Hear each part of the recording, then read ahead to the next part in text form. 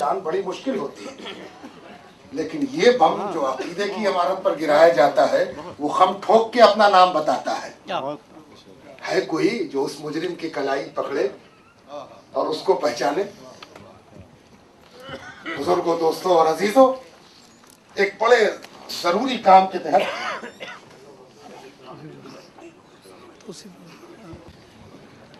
यहाँ ख्वाजा के आशिकों की भरमार है।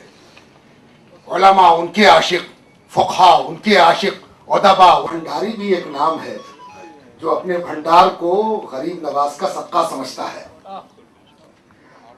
साबिक़ गवर्नर उत्तर प्रदेश रमेश भंडारी हजरत ख्वाजा की बारगाह में अकीदत पेश करते हुए आपको अपना गवाह बनाना चाहते हैं। मैं उनको दावत देता हूँ।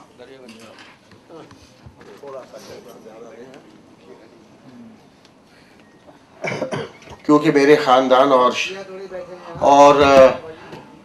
सूफियों के साथ मैं माफ कीजिए, मैं सूफी लोग कहना चाह रहा था। माफ प्लीज, मेरी माफी आपसे, मेरी माफी आपसे। मैं तो सूफियों का नाम लेना चाहता। मेरा और सूफियों के साथ रिश्ता बहुत पुराना है, ऐतिहासिक पुराना है। जब बाबा फरीद तपस्या कर रहे थे पाक पाटन में, कुएं में लटके हुए, एक मेरे परदादा जो एक व्यापारी थे मुल्तान के, उनके पास कोई संतान नहीं थी, तो वहां बाबा फरीद के पास गए ताकि उनको कोई एक संतान हो जाए।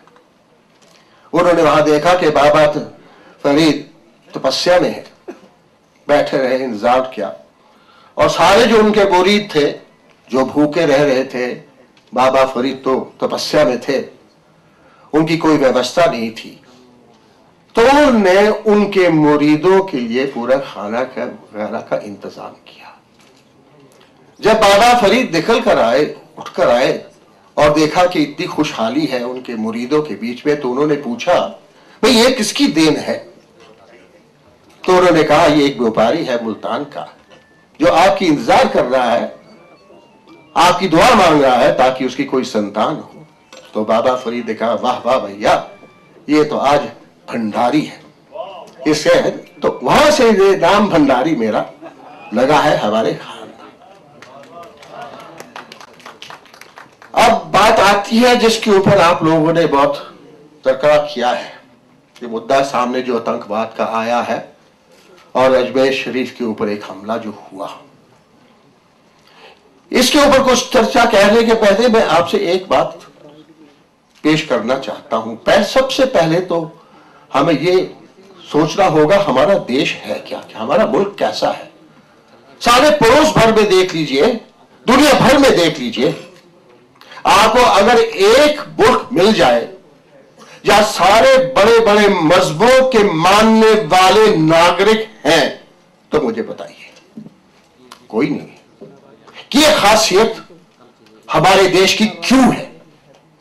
क्या वजह है? ये हमारी खासियत है कि सब मजहबों के मानने वाले यहां के नागरिक हैं। और अगर सूफियों की बात करते हैं, आखिरकार सूफी मूवमेंट जो थी वो पैगंबर के वक्त पे ही, शायद उनके थोड़ी देर के बाद ही शुरू हुई।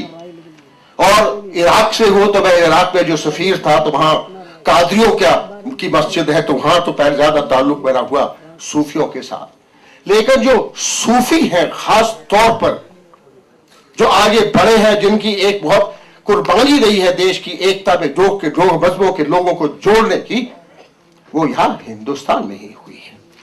जो 3 मेजर ऑर्डर्स हैं सूफियों के, चिश्तियों के हो या सोहरावर्दी के हो या शिस्तानी हो, आखिरकार यही तो हैं, यही के तो हैं।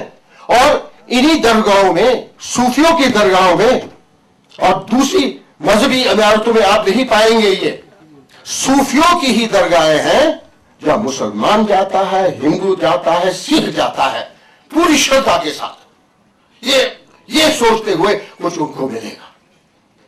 अब हमारी ताकत है हमारी एकता में, क्योंकि जब हम इकट्ठे रहे हैं तो आगे बढ़ते रहे, और अगर हमारी कमजोरी हुई है, कमजोरी तभी हुई है जब हमने फिक्र परस्ती शुरू हो गई है, आपस में हम लड़ना शुरू कर दिए हैं।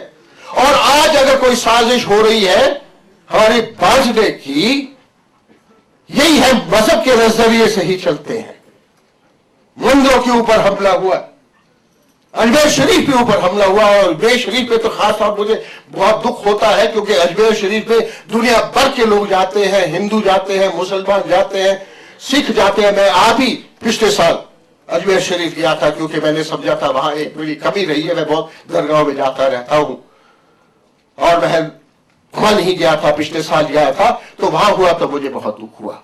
अब इसका हमें तोड़ फोड़ कर मुकाबला करना है। अगर मुकाबला करना है तो केवल इकट्ठे होकर ही कर पाएंगे, कोई एक तबका नहीं कर पाएगा। हजरत अल्लामा फजीलतुल शेख अबू बकर की है, जिनका नाम लेते